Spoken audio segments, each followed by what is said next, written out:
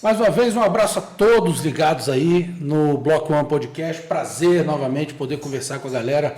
Adriano Zanella, beleza? Beleza, e você, Bruno? Tranquilo? Mais um dia aí? Mais um dia, né? Tudo na paz? Vamos lá, mais um super convidado. Como sempre. O empresário, o grande empresário das grandes estrelas do ramo imobiliário, Mário Monteiro. Prazer recebê-lo aqui no Bloco One Podcast. Prazer é meu, Bruno. Prazer, Adriano. Obrigado pelo convite aí. E vamos trocar um pouco de experiência aí, né, desse mercado que é fantástico aí. E com certeza, como a gente sempre fala, né, todo mundo que vem aqui sempre nos surpreende com a história de vida, que a gente fica sempre surpreso, que a gente só vê as pessoas atrás das empresas, no trabalho, e quando ela conta um pouco da vida pessoal e como chegou onde está, a gente acaba se surpreendendo com histórias positivas, né, superação e tudo mais. Muito boas, e acredito que hoje também vai ser uma dessas. A gente sempre começa recapitulando, né, indo lá atrás. De onde é que vem o Mário? Onde é que nasceu o Mário? Bruno, eu sou natural de Campo Grande, né? Mato Grosso do Sul. Então... Onde faz muito frio. Lá, assim, a gente tem uma semana que é frio, cara. Hoje, por exemplo, lá tá batendo 7 graus. O povo lá bate o queixo. Mas também é só uma semaninha, né? Só uma semaninha. O resto é boca do fogo. O restante é quente o ano inteiro. Então, a gente começou lá atrás em Campo Grande, né? A gente começou a prestar um serviço para uma incorporadora que, inclusive, era aqui de Brasília e foi para lá abrir mercado. E a gente começou em 2009, abrir um leque, a gente fazia parte dessa incorporadora.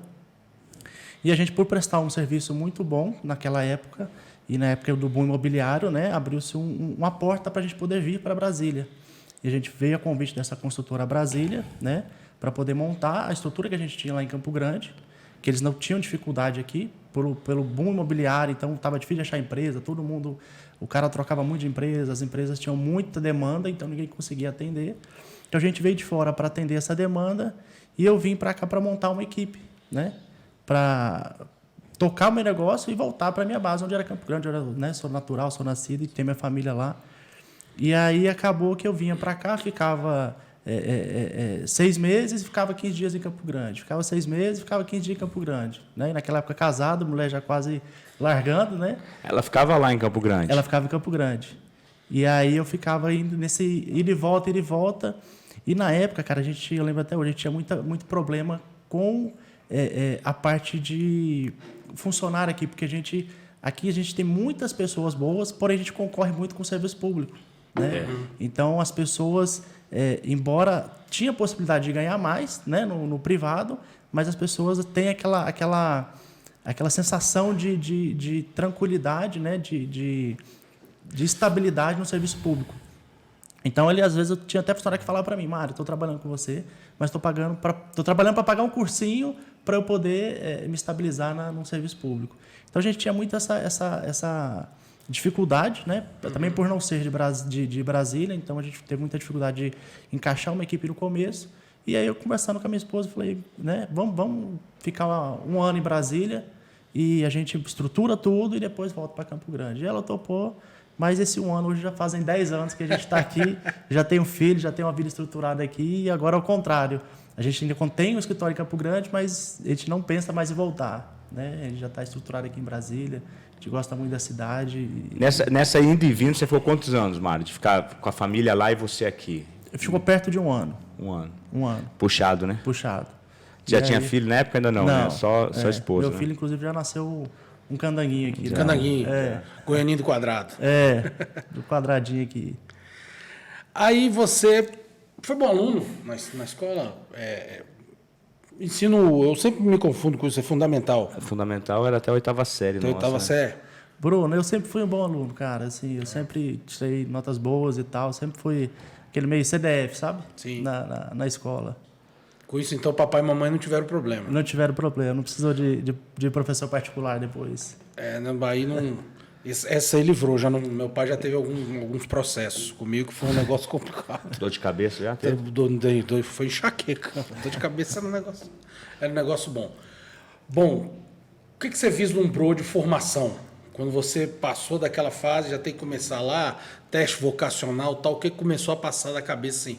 Foi da água para o vinho ou já foi logo num segmento? Não, na verdade, assim, meu pai era servidor público, né? Mas lá no Mato Grosso? Lá em Mato Grosso do Sul. Ele era advogado também.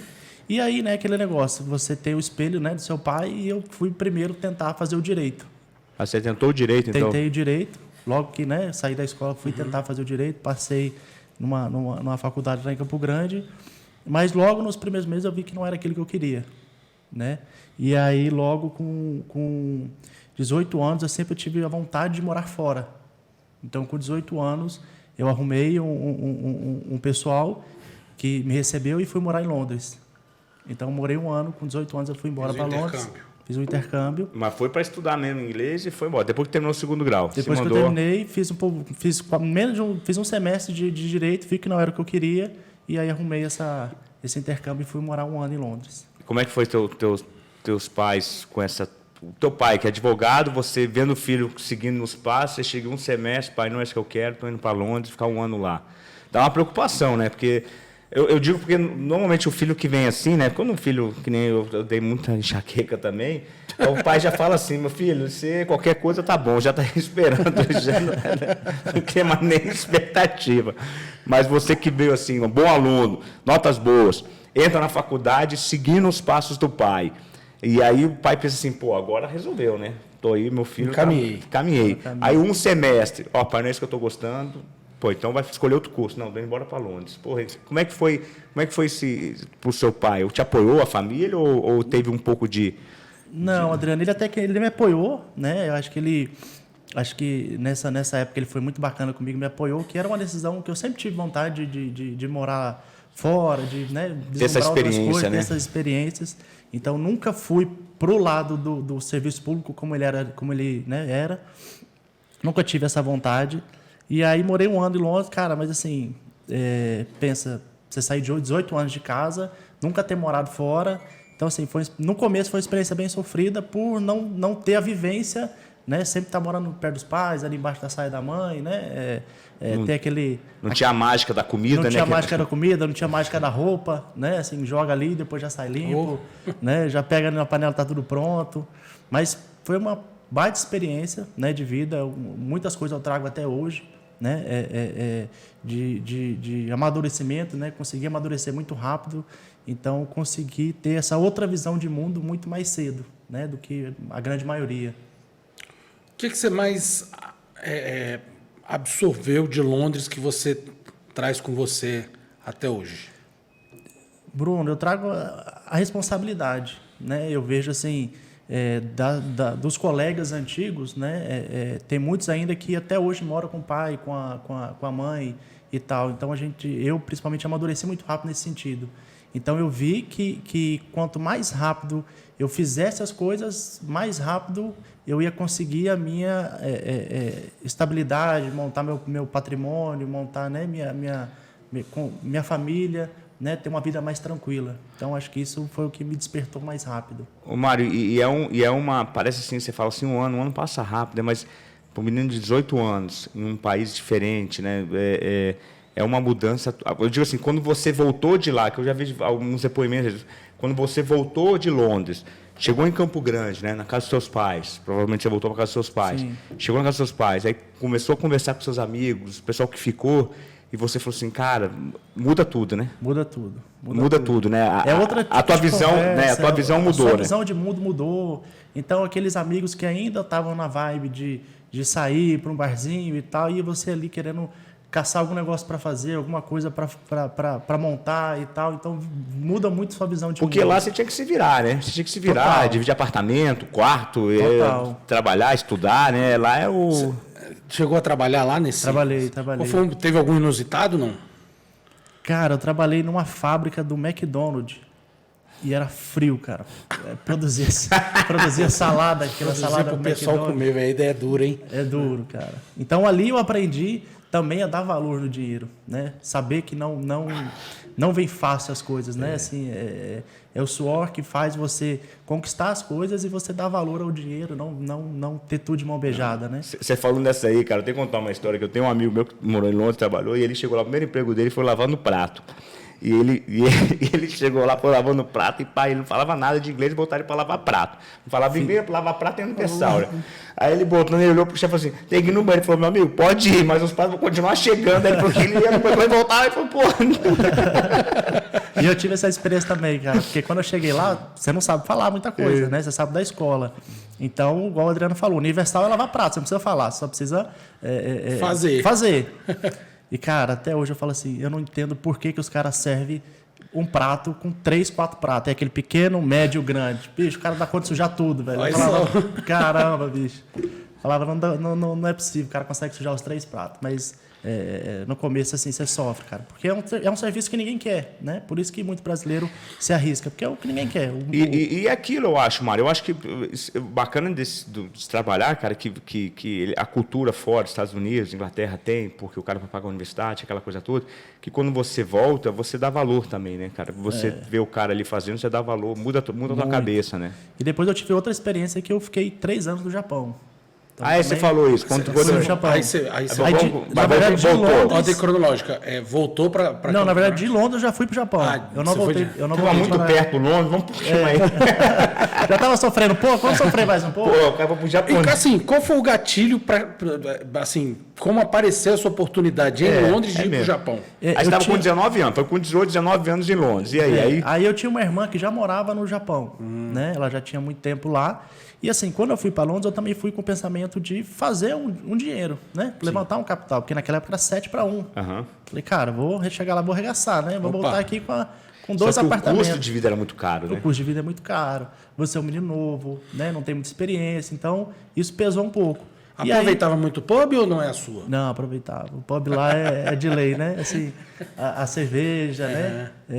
Lá é uma cultura muito, muito diferente da nossa. E aí, de lá, eu falei para minha irmã, falei, olha, não realizei ainda o que eu queria realizar. Ela falou, olha, vem para cá porque aqui tem emprego e tal, e você pode ter a oportunidade de ganhar mais. E ela arrumou um visto para mim de trabalho, então de Londres eu já fui direto para o Japão. Caramba! De lá eu já fui direto para o Japão. Peguei ali um voo e já... E nisso, teu pai e a tua mãe, Mário? Porque daí você largou a faculdade... Acho que talvez pode ter ficado mais fácil, porque já tinha uma irmã... Sim, né? Aí eu sofri menos do que eu sofri em Londres, porque eu já tinha um apoio. Já tinha um apoio, já tinha uma bagagem, né? Eu acho que, apoio. tipo assim, já tinha que esperar. Já tinha trabalhado na fábrica de alface, chegou lá, trabalhou em outra fábrica, já estava tranquilo, já estava menos sofrido, já estava calejado. Mas aí, chegando lá, foi um pouco menos sofrido, porque eu tinha esse apoio, né? Eu tinha Isso foi em que ano, mais ou menos? 2001, 2002. Então eu já tinha esse apoio, né? Então, para mim você sofreu menos, né? Pô, então peraí, então você viu a Copa? Ou você chegou depois? Não, eu tava lá na Copa. Opa! Na época, tava lá. Mas não cheguei a assistir. Jogo. Não assisti jogo. No estádio, né? No estádio, né? Mas vibrou, foi campeão lá. Tava lá campeão. Qual cidade você ficou lá em... Cara, lá eu morei em várias cidades. Morei em Toyota, que é ali próximo de Nagoya, né? Então, eu morei em algumas cidades, mas muitos concentração de brasileiros. Isso tem muito lá. Então, ajuda um pouco você a sofrer menos. Tem muito, né? Diz que fica muito... Tem. Até que falam que até uma dificuldade de você aprender o japonês é por isso, não, né? Você não aprende, cara. Hoje, você já tem tudo lá que fala em brasileiro. Até o metrô hoje já se adaptou. Então, ele fala... Lá os trens falam em 3 línguas. Inglês, português, japonês e português. Incrível, né? Quantidade... Então, porque a quantidade de brasileiro lá é muito grande, então eles se adaptaram. Cara, é minha mão de obra, eu tenho que me adaptar aqui de alguma forma. E deixa eu te fazer uma pergunta, cara. Vamos falando aqui que a gente não... E o preconceito? Eu estou te falando porque eu estive no Japão. O que você acha do preconceito pro... Adriano, o japonês, cara, ele tem muito preconceito com estrangeiro. Isso que eu ia falar, com qualquer estrangeiro. Pelo menos na minha época. Hoje eu não sei, né? Já se passaram alguns anos. Mas na minha época o preconceito era muito grande, cara. Por exemplo, eu tenho um negócio que até hoje eu não esqueço, que a gente tem a cultura de, né? Às vezes não, tentar ajudar o próximo. E aí eu vi era uma senhora que estava andando, e um menininho na frente, né? Andando, e esse menininho caiu. E a gente foi tentar levantar esse menino, né? Pô, caiu, você vai lá dar a mão, a criança. E essa senhora achou muito ruim com a gente, xingou e tal. E na cultura deles é o seguinte, se você caiu, você tem que aprender a se levantar sozinho, desde cedo. Então, aquilo lá foi meio que um choque. Falei, cara, mas é uma criança, né? Mas eles não têm essa diferenciação. Se é criança, eles têm que começar a aprender desde muito cedo. Eu acho que, de repente, esse preconceito vai por conta dessa cultura deles, Mas- de achar que o seguinte, aqui eu faço tudo do meu jeito, vai chegar estrangeiro para bagunçar o meu jeito de ser. E eu vou te dizer uma coisa, eu tenho um lance, eu tive lá em 2005, e que aconteceu no metrô, que eu lembro até hoje, achei muito interessante. Eu estava no metrô, e o metrô era muito claro, né? Não podia som, não podia não sei o quê, estava começando aquela coisa de celular, de somzinho, aquelas coisas todas. E o que aconteceu? Eu sentei do lado de um japonês, e ele já tem uns 50 anos, em 2005, então ele nasceu pós-guerra, chamavam, né? Ele foi criado no pós-guerra, o pai dele viveu a guerra. E entrou os 3 jovens, cabelo colorido, escutando música alta, tipo assim, estava escrito não pode estar escutando música alta. Ele olhou para mim, falava inglês ele, e ele falou o seguinte: essa geração vai acabar com o Japão. Essa geração que você está vendo. Porque é a geração que já não teve tanta disciplina que tiveram, que ele teve, que foi o pessoal do pós-guerra. Por que o Japão teve problema de economia? Porque, cara, quem viveu, não adianta, quem viveu uma guerra que nem o Japão viveu, a Europa, e depois porque as pessoas que foram criadas no pós-guerra, a mentalidade dos pais é diferente, os caras ficaram 5 anos em guerra, né? Então, é diferente, eu vi muito isso. E um negócio que me marcou muito, Adriano, é o seguinte: lá, desde muito cedo, eles já aprendem a se virar. Por exemplo, quando as crianças vão para a escola, aqui a gente tem ou o pai leva, ou vai a van. Lá não. Eles vão sozinhos para a escola. Eu não lembro agora qual a idade, mas a partir de tal ano eles já vão sozinhos. E um vai passando na casa do outro e vai levando aquele pessoal e vai juntando aquela galera. Então, não é um pai que leva, não é a van que leva. Eles vão sozinhos e vão montando o grupo. Né?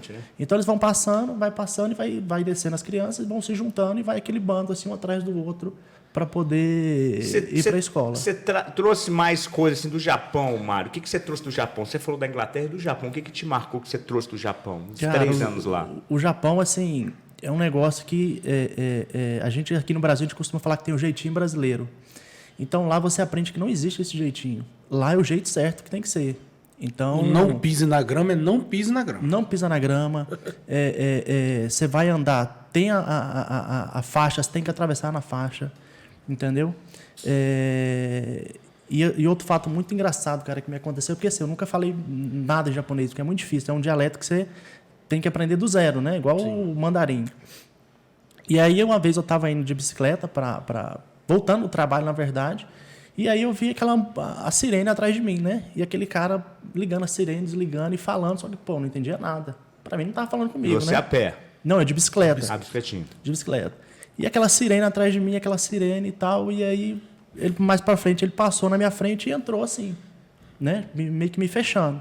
Aí eu desci, ele começou a perguntar algumas coisas, falei, não falo japonês. Aí ele foi pro inglês, né? E o inglês deles é um pouco meio enrolado. E ele perguntou de quem era a bicicleta. Porque lá, as bicicletas são registradas. É como se fosse um carro. Ela tem um registro, tem o chassi, né? E aí eu falei, cara, essa bicicleta é do meu cunhado que me tinha emprestado, né? Falei, essa bicicleta é do fulano de tal, né? Falei o nome do meu cunhado. Aí ele pegou a numeração, foi lá para dentro do carro, escutou, não, essa bicicleta não é dele. E aí eu vi que ele ficou meio assim, de quem que é essa bicicleta? Porque na época estava tendo muito roubo de bicicleta. E aí eu falei, cara, e agora? Não falo japonês. Eu falei, vai me levar preso, né? Não falo japonês. O cunhado me ferrou, né? O cunhado me ferrou, né? Aí falei, cara, aí eu lembrei de um cara que morava perto deles e que tinha ido embora pro Brasil. Eu falei, então vendo o nome de tal. Aí ele pegou, foi lá, consultou, falou, é o nome dessa pessoa. O que ele é seu? Eu falei, é meu amigo. Né? Onde é que você mora? Aí começou a perguntar.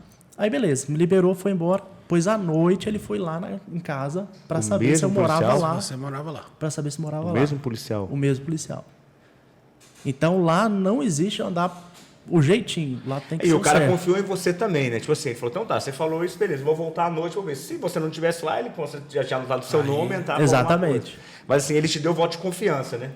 Porque ele falou assim, não pode mentir, ele não vai mentir, né? Interessante a reciprocidade das duas coisas, né?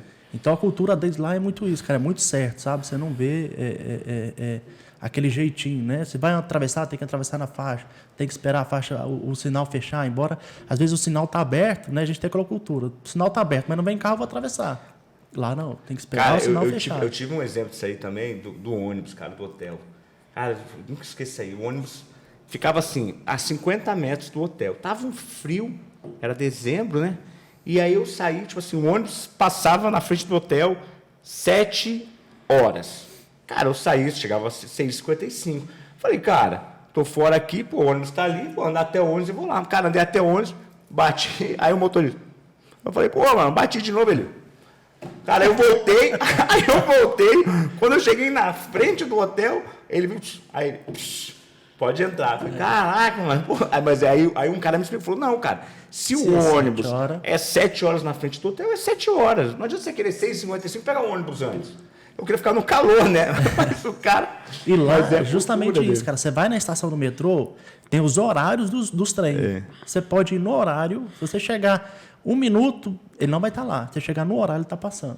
Então, eles são muito rigorosos também com isso, sabe? A cultura é muito deles... interessante, cara. É muito interessante. As coisas, é muito diferente, né? Muito diferente. Só pra gente seguir. E a questão da comida? Sushizinhos, sashimi? Cara, tem muito. Mas assim, é totalmente diferente do nosso aqui brasileiro. Do nosso, né? aqui a gente abrasileirou pra... Deu uma brasileirada. Mas na época, eu não era muito fã, né? Então, mas hoje, naquela época já tinha restaurante brasileiro, já tinha, né? Então foi light, o fast food... Porque a comida deles é totalmente diferente da nossa aqui. O sushi que vem para cá é totalmente abrasileirado, né? Se você... tudo bem que faz muito tempo, mas se a gente fizer um parâmetro com aquela época, e seu filho quisesse morar fora do Brasil, você indicaria o Japão ou indicaria a Inglaterra? Cara, hoje eu indicaria a Inglaterra. A Inglaterra. Pela cultura, por ter mais pessoas, né? Eles têm mais essa cultura de receber gente. Né? Porque naquela época eu imagino que deve ter mudado muito no Japão, mas eles ainda têm essa cultura meio fechada do japonês, né? Eles sempre vão ser assim, né? Não tem jeito. Né? E eu, por não ter o olho puxado assim, sofri, porque ele já via de longe. Cara, esse é estrangeiro, né? Esse não é japonês. A tua irmã tá até hoje lá, Mário? Não, minha irmã morou 18 anos. E voltou. E voltou. Também cansou de trabalhar. Aí você voltou, ficou 3 anos lá, voltou pro Brasil. Chegou uma hora, o visto venceu, provavelmente. Na verdade, eu fiquei 1 ano e meio lá, né? E aí meu pai, na época, descobriu que estava com câncer. Aí eu vim, fiquei 6 meses no Brasil. Aí ele fez tratamento, tudo, tinha zerado. Aí eu voltei, fiquei mais 1 ano e 4 meses por aí. E aí o câncer dele voltou, aí eu fiquei 2 meses para poder organizar as coisas. Falei, cara, já viveu a minha experiência, né, que eu gostaria. Uhum. Vi também que não iria conquistar, né, financeiramente. Você viu o futuro, você viu, né? Falou assim, cara, se eu ficar aqui muito tempo, é isso que eu vou chegar, né? Exatamente, porque o que acontece, cara? Muita gente, eu tenho alguns amigos que voltaram, às vezes você volta de lá com um pouco de dinheiro, mas sem experiência nenhuma, sem bagagem de vida nenhuma, porque você trabalhou na fábrica, lá aqui não tem fábrica para você trabalhar. Até tem, mas você não vai ganhar o que você ganhava lá, então às vezes o cara não vai acostumar com o custo de vida. Tanto que na época até, eu não sei se existe hoje ainda, o Sebrae tinha um projeto Nikkei, que era justamente para abraçar essas pessoas que vêm de fora, às vezes com capital, e direcionar elas, né, dar uma amplitude para elas de negócio, o que você pode abrir, o que você pode trabalhar, onde você pode empreender. Eu não sei se existe hoje, mas na época tinha o Sebrae Nikkei, para ver onde que ele podia se encaixar no cenário, né, de mercado. Porque o que acontece? Você vem de um país, você fica 18 anos, igual a minha irmã ficou 18 anos. Cara, você não entende nada de negócio no Brasil, porque aqui a gente vive, né, é diferente o nosso negócio aqui, né? Muitas pessoas viram empreendedores por não ter oportunidade de emprego, né? Então é diferente o nosso negócio. Então eu vejo muito isso. O pessoal vai, conquista às vezes o dinheiro, mas chega aqui e não sabe empreender, às vezes quebra e volta para lá e fala, cara, não dou conta no Brasil. Mas é porque o nosso mercado aqui, o jeito que o mercado no Brasil se move é diferente de qualquer lugar do mundo. Te dá um grãozinho de arroz hoje, você consegue pegar com hashi? É difícil, mas eu vejo os caras fazendo um negócio com hashi que eu falo, não, velho, não tem jeito não. E é engraçado, né? Porque às vezes você chega lá e a cultura, cara, lá eles comem tudo com hashi, né? Tudo, né? Você falou o arroz, porque o arroz nosso aqui é diferente, o arroz nosso aqui é solto. Soltinho, o deles lá é tudo grudado, então por isso que dá conta de pegar com hashi. Aí rolou a volta do câncer do seu pai, você resolveu voltar. Eu resolvi voltar. Viu que o financeiro não ia ser aquilo que você esperava e você já tinha adquirido a experiência, que aí sim, eu acho que deve ter chegado naquilo que você queria. Aí, o que você vislumbrou para frente? Aí eu vim para cá, né, e aí trouxe um dinheiro, e aquele dinheiro comecei a girar aqui dentro do Brasil, né, com um pouco eu já tinha aprendido lá fora, então comprava uma coisa, vendia, comprava, vendia e tal. trouxe algumas coisas de fora, né? E fui vendendo e tal. E aí, meu pai fazendo um tratamento e eu acompanhando ele, né? Nesse tratamento todo, ele teve leucemia. E aí, depois de mais ou menos um ano e pouco, ele veio a falecer. E nesse 1 ano e pouco eu fiquei só fazendo esses... E com ele, né? Isso aí, ele faleceu em que ano? Ele faleceu em 2008. 2008. E aí, dali para frente, eu falei, cara, já tinha adquirido a experiência, né? De ser uma pessoa um pouco mais madura e tal. E aí eu arrumei esse emprego na construtora, né? Sim. E aí logo a gente montou a empresa para poder prestar um serviço para a construtora. E aí foi, né, 2009 e tal, e 2010... Então, aquela questão que você falou, daí te chamaram para... Daí chamaram para a gente poder fazer o serviço aqui, e aí a gente está, né, até hoje aí nessa...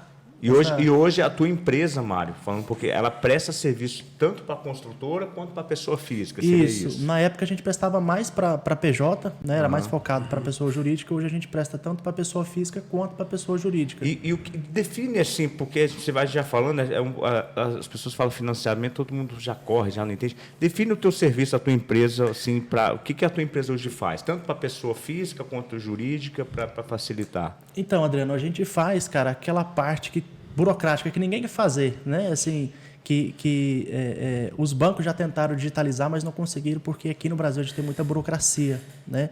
Então, o que a gente faz? A gente é o elo entre o cliente e o banco. Então, a gente, no caso de pessoa física, então, por exemplo, o Adriano quer comprar um imóvel, né? O Bruno quer comprar um imóvel. Então, ele liga, para ele poder aprovar um crédito, ele tem que ir no banco. Ele tem que levar a documentação, ele tem que pegar uma fila, ele tem que falar com o gerente, né? Às vezes o gerente não pode atender na hora, tem que retornar, né? E nessa época de pandemia isso aí piorou 100 vezes, né? Porque você não conseguia entrar na agência, você não conseguia falar no telefone, você não conseguia agendar. Então, a gente vem para poder facilitar esse elo. Por exemplo, o Adriano quer comprar um imóvel, ele vai me procurar, vai mandar a documentação, eu vou cuidar do trâmite dele interno dentro do banco, aprovar e mandar para ele, Adriano, sua carta de crédito está aprovada, é assim, assim, assado, a parcela é isso e tal. E ali ele pode seguir a vida dele com o vendedor, né? Fechei o negócio. Às vezes vai me passar o telefone do vendedor, a gente vai entrar em contato com o vendedor, reunir toda a documentação e a gente só vai ligar para o Adriano, tal dia você vai no cartório para assinar a escritura. Então a gente faz esse elo, né, entre o comprador e o vendedor. E no caso de pessoas jurídicas, que são construtoras, da mesma forma, só que a gente faz um trabalho diferenciado, porque assim, às vezes a pessoa vai no estande de vendas, né? Quer comprar aquele imóvel, mas é aquele negócio, nem todo mundo que quer, às vezes, consegue. Então, a gente, às vezes, está ali na construtora, né? A gente presta serviço para algumas, e ali ele já faz a aprovação de crédito dele na hora, já negocia, e o cliente já sai com a garantia que ele vai conseguir comprar e financiar aquele imóvel, né? Porque a gente teve, lá atrás, um índice muito grande de distrato. Pessoas que compraram, às vezes, na empolgação, não conseguiam financiar, né? E tiveram que destratar lá na frente. Então, a gente já faz isso para ele fazer uma compra certa, uma compra segura. Então, a gente vai... e falando de construtora, a gente está ali, que é o pulmão da construtora. Por quê? É onde ela, por exemplo, ela comprou o terreno, construiu, vendeu, mas até ali não recebeu nada, né? Porque o cara não financiou com o banco. Então, a gente entra financiando e entra também na parte do cartório, né? Ajudando a construtora no cartório para registrar. Por quê? Porque é a cereja do bolo. É onde ela recebe o dinheiro. Né? Então, entendi. Não adianta ela só vender. Ela tem que desligar aquele cliente. Sinalzinho que ela ganha não adianta nada, portanto que ela investiu ali nela. Ela ganha quando você registra no cartório, que daí ela recebe do banco. Né? Onde ela recebe a fatia maior do bolo, né? Digamos assim. Porque enquanto o imóvel está na planta, ela vai recebendo... É como se fosse uma taxa até administrativa. Né? Tem clientes aí que chega a pagar R$1.000 de parcela. Então, para uma construção aí de 40 milhões, 50 milhões, não é nada. Sim. Né? Então, é onde a consultora fica em cima, onde ela quer saber de todo o passo do processo, onde está ali para poder auxiliar, né? E também orientar o cliente. Olha, seu contrato já foi para o registro, seu contrato já foi tal. Por quê? Porque ele registrou, ele também quer pegar a chave, né? Então, a gente fica ali naquela pressão dos dois lados, né? E você faz, então, toda aquela parte da empresa, faz toda a parte de organização de documento, né, Mário? E a clareza também, que às vezes você vai no banco lá, o gerente, ele não tem... ele nem tem, não é crítica, mas às vezes o gerente hoje de banco cuida de tanta coisa que ele não consegue se especializar numa área só, né? Então, você, por exemplo, você é especialista, você consegue, inclusive, falar para o cliente, né? Olha, com a sua renda, com a sua documentação, com a sua análise de crédito, e até esse valor você consegue. Acima você não vai conseguir, não adianta. Sim. Né? Então, assim, a gente faz, cara, na verdade, uma consultoria, né? A gente é denominado aí no mercado como correspondente bancário, né? Que é um braço do banco, né? Então, a gente atende aquele cliente, por exemplo, cada cliente tem o seu perfil, né? Então, a gente explica a taxa para ele, explica a forma de amortização, explica qual é o melhor cenário para ele, porque todo mundo pergunta, cara, o que é melhor? Às vezes não é só taxa, né, que é melhor. Sim. Então, por exemplo, eu tive um cliente que atendi ontem, ele vendeu uma fazenda e vai quitar o imóvel agora no final do ano. Então, para ele é uma realidade, porque ele vai pegar o empréstimo no curto prazo aí, né? Ele está aí no mês 8, ele vai pegar aí por, no máximo 4 meses e vai quitar aquele financiamento. Então, para ele faz sentido fazer, por exemplo, numa taxa maior, IPCA, né? Entendeu? Por exemplo, que você vai pagar menos de parcela e no futuro vai pagar mais. Só que como ele vai pegar 4 meses, para ele faz sentido.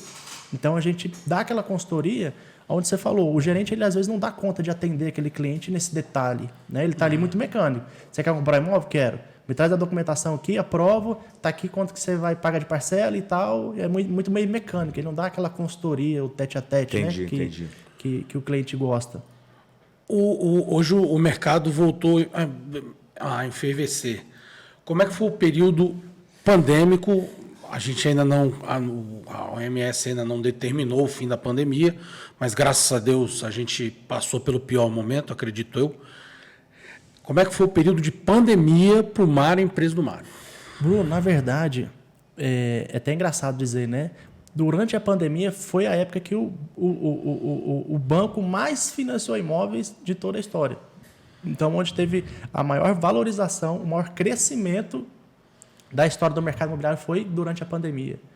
Então, foi o boom que teve em 2012, foi o boom agora que teve em 2021, 2022. Mas por que você acha? Porque como todo mundo ficou parado, centralizado em casa, eu preciso fazer meu dinheiro rodar? É isso? Bruno, um pouco disso, né? A gente estava vindo uma taxa Selic de 2%, né? Onde o investidor ele não tinha onde colocar dinheiro, né? Ele era um mercado que estava todo mundo não sabia o que fazer, né? O banco não estava pagando nada, né? O banco não estava pagando nada. Ele falou, cara, o que eu vou fazer com o meu dinheiro? Aí ele vislumbrou o imóvel, né? Por quê? Porque eu aporto um dinheiro ali e recebo ali, ele estava recebendo 2%, né? na Selic, e no imóvel ele está recebendo 0,5%, 0,6%, né? Às vezes 0,8% do imóvel. Então ele falou, cara, vou colocar meu imóvel num lugar seguro, que é o quê? O imobiliário, né? O imóvel onde ninguém consegue me tomar. Sim. E vou esperar essa pandemia, vou esperar essa loucura do mercado passar. Depois eu vendo, né? Depois eu vendo. Então foi onde... E as pessoas que estavam em casa, né? Ou fica em casa, muita gente ficou no home office. Cara, assim, teve pessoas que falaram, apartamento de 1 quarto me serve. Por quê? Porque eu só vinha para casa para dormir. Durante a pandemia ele viu que aquele 1 quarto não serve. Então, pessoa querendo ir para casa, para montar escritório em casa, montar escritório em casa. O cara teve colegas que tiraram 1 quarto para montar escritório, desfez de 1 quarto para montar escritório. Então ele falou, cara, eu preciso de um lugar maior. Então aquele movimento fez com que o mercado explodisse. Teve várias movimentações, né, Marcos? A gente foi para cá, a gente de casa quis ir para apartamento, acho que teve várias movimentações. Teve muita movimentação. Teve casal que separou, um ficou com a casa, outro foi para cada casa. Então teve de tudo. E aquele cara que estava no quarto, ele quis ir para o 2. O de 2 quis ir para o 3. O de 3 queria para uma casa. Então essa movimentação no mercado fez com que o mercado bombasse. E a gente estava vindo numa época que as construtoras não tinham estoque para vender, né? Então estava numa escassez de mercado. De imóvel, né? De imóvel, né? A gente vinha de uma época que a construtora lançava um a cada 1 ano, um a cada 2 anos. Então não tinha aquele movimento. Hoje você pode ver aqui em Brasília, a gente está de novo vivendo o canteiro de obra, né? Cada esquina tem um lançamento, cada esquina tem um prédio construindo. Então a gente não tinha isso. Então fez com que os imóveis valorizassem. Então aquele cara que tinha um imóvel que era comercialmente bom no mercado fez com que aquele preço praticamente dobrasse durante a pandemia. E era um negócio que ninguém esperava, né, cara? Na pandemia você pensa o quê? Vai dar uma retraída, os imóveis vão baratear, né? Como tudo, era expectativa, né? Todo mundo ali, será que vai girar o mercado? Será que não vai?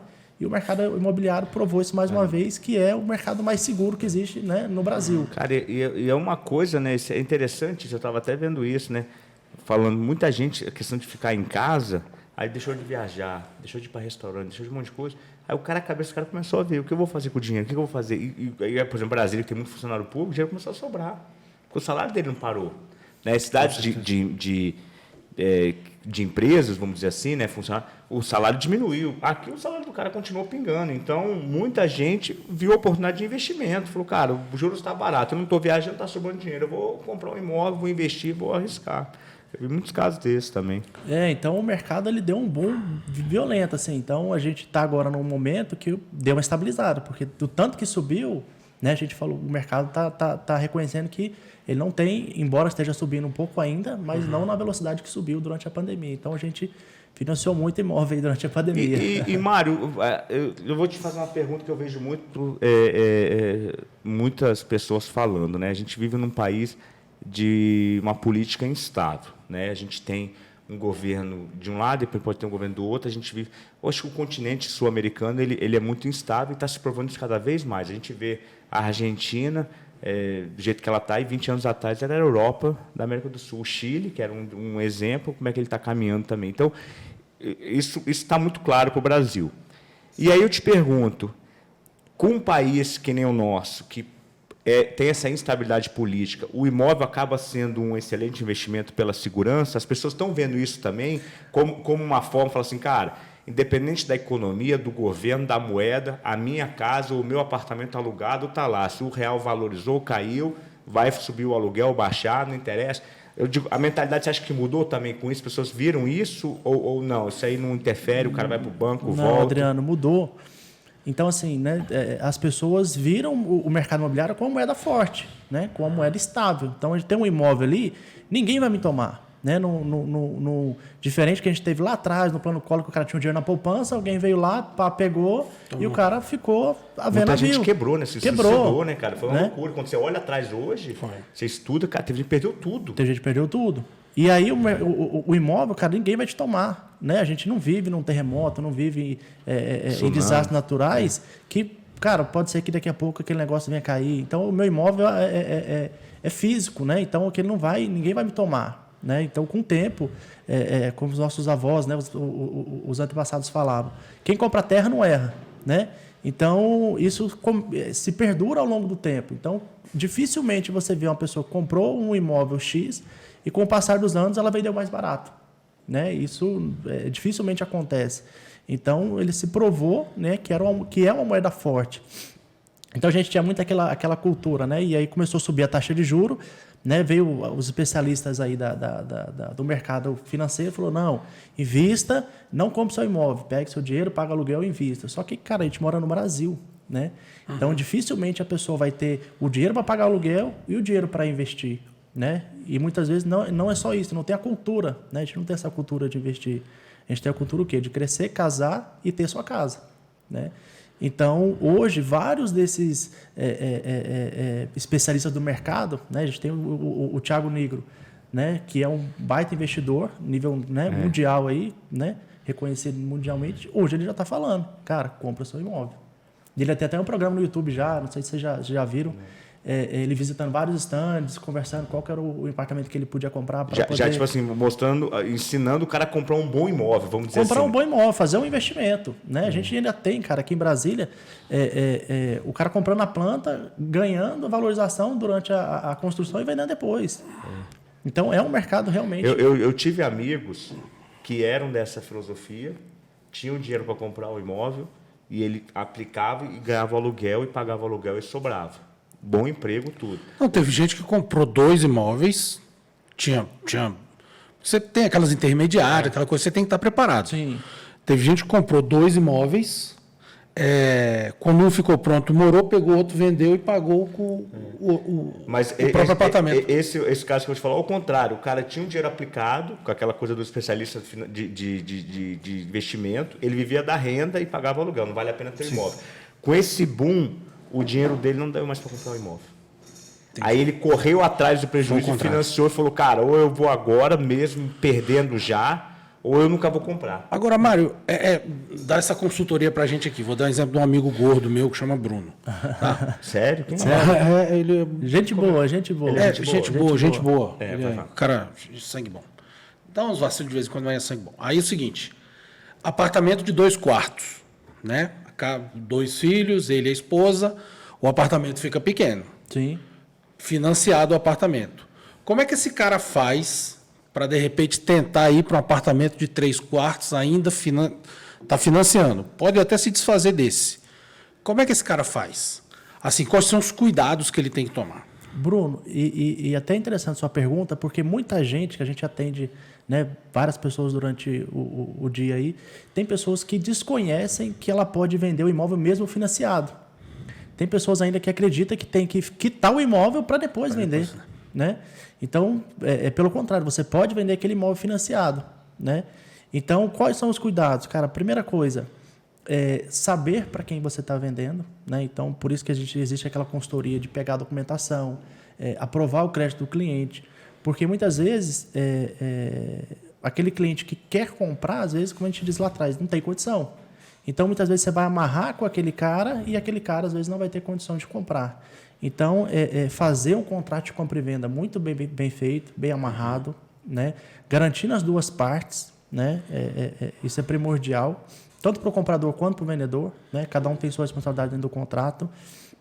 E deixar claro qual que é a responsabilidade de um e qual que é de outro, né? Porque eu já tive casos, por exemplo, tem cara que me procura, que tive até um recente, que ela vendeu o imóvel para o cara, e o cara tinha mais de 6 meses que ele não conseguia financiar. E ele já estava morando no imóvel. Uhum. Então, isso é um cuidado muito grande. Ela já tinha entregue o imóvel para ele? Ela já tinha entregue o imóvel para o cara e confiando que o cara ia pagar, né? Ia sair o financiamento. Ele só deu o sinal. Ele só deu o sinal. Semana que vem sai, semana que vem... Enquanto isso, o apartamento continua no nome dela. Continua no nome dela. Só que, cara, até que ela consiga reverter isso, porque ela vai ter que entrar na situação de despejo, executar o contrato, né? É uma dor de cabeça tremenda. Nossa Senhora. Então, é o que você está falando. O que eu faço? Um contrato bem amarrado, né? Com cláusula respeitando comprador e vendedor, né? Para que cada um tenha que cumprir o que está dentro do contrato. Então, a gente sempre fala. E olhar se aquele cara realmente tem um crédito aprovado, né? Para não ter essa dor de cabeça. Uhum. Porque quem está vendendo, igual no seu caso, eu estou vendendo para comprar uns 3 quartos. Então, eu estou contando com aquele dinheiro. Então, você muitas tem vezes, um prazo lá também, né? Você tem um prazo lá. Então, muitas vezes, tudo, né? Você deixa Então, geralmente, quando você tem na compra e na venda, você tem um prazo para poder pagar e se não pagar, tem multa. O financiamento passa para o nome do terceiro ou você continua tendo? Passa para o nome do terceiro. Entendi. Pode passar ou ele pode quitar, né, Mário? Depende do cara. Né? Depende do cara. Vai que o cara tem dinheiro e ele já resolve o problema de todo mundo. Isso. Que seria o melhor caminho, né? Seria o melhor caminho. Tá. Mas aí ele vai e vem, não existe mais. Tem muita gente que ainda me pergunta também, Adriano. Mário, eu consigo passar meu financiamento para o Adriano? Não tem mais, não existe. Na verdade, acho que nunca existiu esse negócio de passar o financiamento. Você refinancia. Você financia em cima, então o financiamento quita o outro. Entendi. Você adquire um novo financiamento. Novos juros, né, Mário? Tipo assim, os juros que o Bruno fez lá atrás, há 10 anos atrás, não tem nada a ver com os juros que eu vou fazer agora. Então, se o Adriano está comprando um apartamento do Bruno, eu vou na caixa, eu tenho um saldo, posso financiar, eu financio. Aí, esse dinheiro que sai da caixa no financiamento, quita lá, por exemplo, o Bradesco dele, um exemplo, não sei qual que é, quita ele, e aí eu tenho a minha dívida com a caixa, o imóvel agora é da caixa. Exatamente. Interessante. Entendeu? Então, assim, a pessoa pode vir quitar o seu financiamento, né? Porque tem pessoas que às vezes financiam uma taxa mais barata lá, o Bruno é meu amigo, quero passar para ele. Não existe isso, ele tem que vir fazer um novo financiamento. Mário, e para fechar, vocês fazem todo esse serviço? Então? A gente faz todo esse trâmite, né? essa burocracia toda. Dá essa garantia para a pessoa de que ela, por exemplo, se o Bruno procurar, ele fala assim, Mário, achei um apartamento aqui de 3 quartos, achei um comprador para o meu de 2 quartos, só que eu estou com receio aqui, você me ajuda na documentação, aí você faz toda a parte de contrato, análise de quem está comprando, tudo mais. Análise de crédito, tudo mais. Porque, inclusive, Bruno, até quem está comprando tem que ter o cuidado de olhar as certidões, de olhar a documentação de quem está vendendo. Uhum. Porque se aquela pessoa tiver uma ação trabalhista, tiver alguma coisa na justiça, ela não consegue, inclusive, nem vender, né? Se desfazer daquele bem. Então, tem que ter esse cuidado também de olhar a documentação, né? Ver essa parte burocrática. Por quê? Porque você, às vezes, fecha um contrato, assina, e aquela pessoa não consegue nem vender para você. Porque se ela tiver nome sujo, dependendo do banco, trava isso também. sabe? Então você não consegue vender. Então é uma burocracia que a gente está ali para poder auxiliar e cuidar. E talvez seja a parte mais importante do negócio. Sim. Talvez não é nem o dinheiro e nem a passagem do bastão. É o seguinte, esse jogo de cintura que... Jogo de cintura não. Na realidade, esse trâmite realmente tem que ser resolvido, porque senão a coisa não vai andar. Imagina um caso desse, a dor de cabeça, ela está vendendo imóvel, ela vai ter que pagar uma multa do outro, que ela não vai conseguir cumprir, e a pessoa já está no imóvel dela. Entendeu? Eu tive um caso de vender um apartamento financiado e aconteceu isso. O financiamento da pessoa atrasou, ela queria entrar no imóvel e aí eu fui orientado a isso. Não, você pode, se você quiser, aumentar o prazo da multa, mas não entra. E dito e feito, eu aumentei o prazo, falei, no apartamento você não entra, o apartamento ficou vazio. E aí eu aumentei o prazo, dei um mês a mais. Aí quando saiu o financiamento, eu entrei o dinheiro, eu entreguei a chave e passou a escritura. Qual dos 40 apartamentos? Não, por quem der. Não pode falar, pode falar.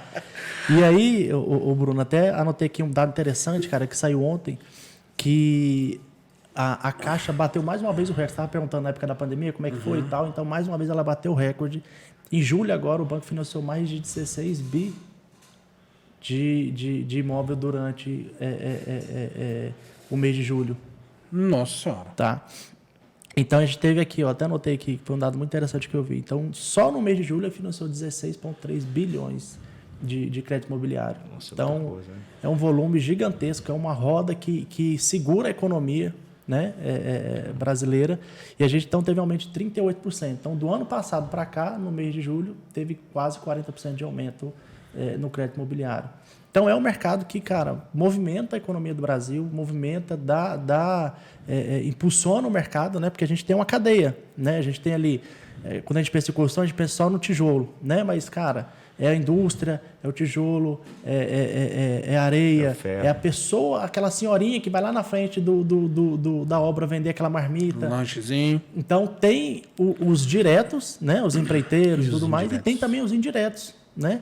Que movimenta toda essa cadeia, desde lá da indústria, né, até chegar ali na obra para poder construir. Então, aquele tijolo teve um custo muito grande para chegar até ali. Então, tem toda uma cadeia que movimenta, né, essa economia e faz essa roda girar. Tá certo. Nosso tempo já está esgotando. Já está esgotando.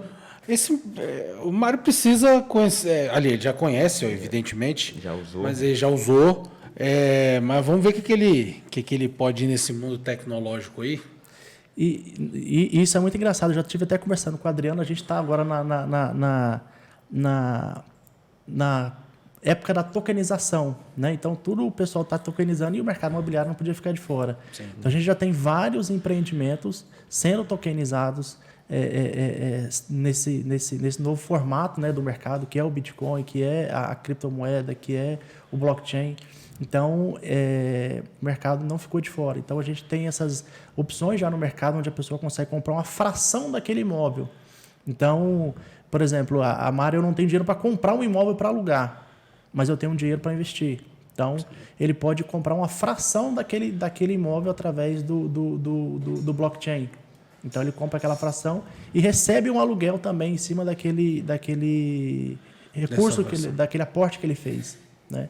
Então, o mercado também está vindo para agora nessa vertente. Ainda é um negócio muito novo, mas já tem, inclusive... Eu acho que a hora que aprovar isso mesmo na lei, né, Mário? Eu acho que vai aquecer mais ainda, porque você vai dar oportunidade da pessoa investir no imóvel físico, né? Uma fração menor, né? Porque às vezes a pessoa não tem o dinheiro para investir, né? Ou ela tem que comprar, ou ela tem que financiar. Então, às vezes, ela não tem esse dinheiro todo para investir. E ela pode comprar uma parte. E ela pode comprar uma parte daquele imóvel e receber aluguel. Então, é um mercado também muito democrático, né? Então, agora ele consegue comprar uma fração. Então, às vezes, ali, sei lá, um imóvel... ele consegue com 40 mil já investir no imóvel, já receber aluguel daquele valor, né? E como o Adriano falou, ele está comprando, ele está partindo do investimento, onde ele tem que ir para a bolsa, que é um pouco mais arriscado, para ir para um físico, onde é o imóvel, onde ele vai ter a certeza da rentabilidade. Está provado aí que é concreto, é físico, conforme você falou. É físico, né? Então, assim, me fala outro mercado que fez 16,3 em um mês. Exatamente. Né? Então, a tokenização veio para facilitar isso. Aqui em Brasília a gente está muito engatinhando ainda, mas eu acredito que em São Paulo isso já esteja muito mais adiantado. Né? A questão do metaverso, né? Hoje a gente já consegue, estava até conversando com o Adriano, a gente já consegue, ele está desenvolvendo um material que a gente já consegue fazer aquele tour virtual, onde o cara tinha que ir no stand para poder visitar aquele imóvel, ele tinha que pegar o carro, ele tinha que se deslocar com a família e tudo. Hoje ele já consegue botar esse óculos aqui, né? E fazer um tour dentro do imóvel. Não, pode ficar na sua casa tranquilo aí que eu tô levando o apartamento para você. Estou levando o apartamento para você ver. E assim, eu não preciso em 3, 4. Às vezes o cara tá, pixa, eu gostei de 2, 3. Só que eu preciso ir nos 2, 3 para poder olhar. Aqui dentro ele já consegue olhar tudo. Até em outras imagens, né? Imagem aérea e tudo mais, né? Ele já consegue olhar o empreendimento como, né? Andar dentro do empreendimento, sentir ali dentro da sua casa, né? Dentro do conforto ali do seu lar. Sem sair, o cara pega um apartamentão, hein? Tira o óculos, olha pro apartamento. Fala, "Ah." E aí, ele Vamos usar então? Vai usar? Tá, Mário, Paulo.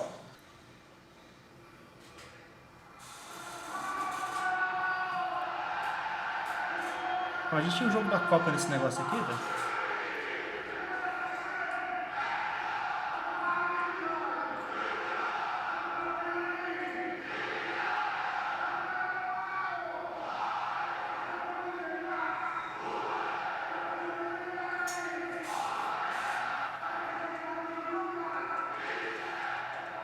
Outra realidade, né, Mário? Não, parece um jogo da Copa nesse negócio aqui. Pois é, esse é o futuro, cara. Na hora que os times começaram a descobrir isso aqui e começar a vender jogo nisso aqui, cara. Já vai começar, né? A NFL vai começar esse ano já. A Alemanha está muito avançada nisso. Aí é o time do Borussia. Pois é, eu tô falando, pensa. Ah, não, quero um jogo no Maracanã. Pô, tá dentro do jogo, velho. É, exatamente. Você vem, coloca, assiste aí, ó. O cara não pode ir no Maracanã assistir lá e compra o ingresso e assiste daí. Ué. E ele vai trocando as câmeras antes do jogo, né? Pois é, não, você tá naquela câmera que fica correndo, né?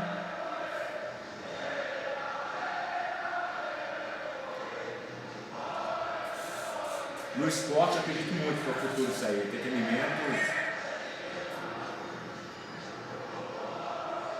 Pensa, o cara faz um pacote, sei lá, R$19,90 pra assistir os jogos. Cara, tem que não compra. Ele pode vender muito, né? Tanto que, assim, o futuro do futebol é o streaming, velho. Porque, assim, tem muito jogo que já tá parando de passar no canal aberto, canal fechado. Faz tudo aquele Fox, jogo pelo Facebook.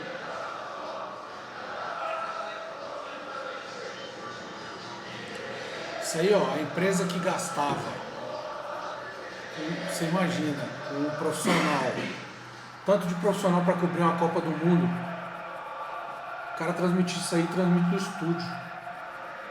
Ué. Imagina os caras tudo lá, né? O cara tá lá, faz entrevista, você coloca o negócio do cara lá, o cara pergunta daqui.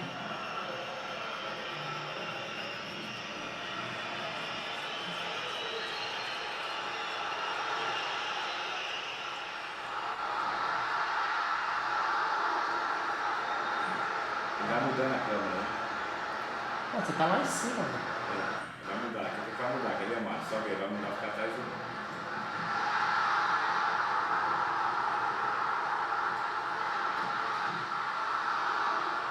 Grande Aubameyang.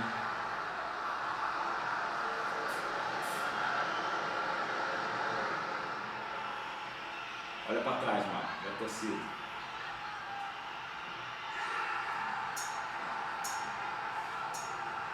Pois é, velho.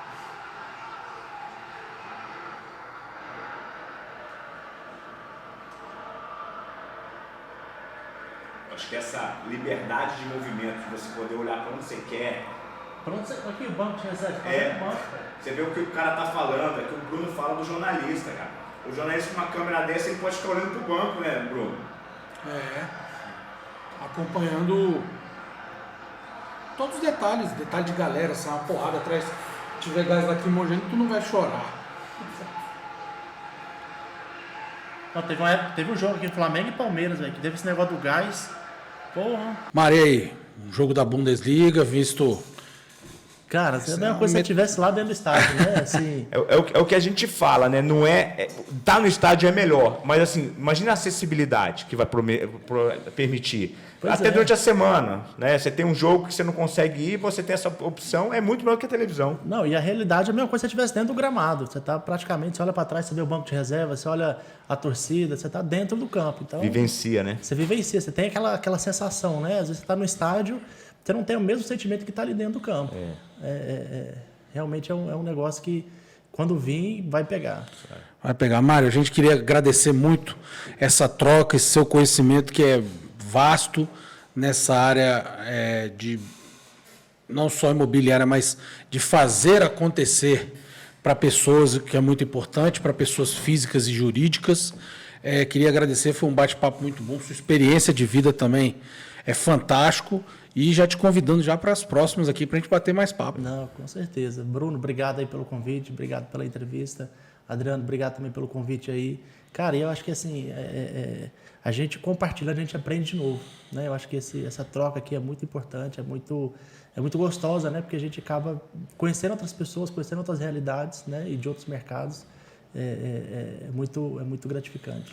E só deixar registrado que o Mário é Flamengo e avisar para ele que o Casimiro foi para o Manchester United e ficou com medo de enfrentar o Flamengo no Mundial. No Mundial. Foi isso?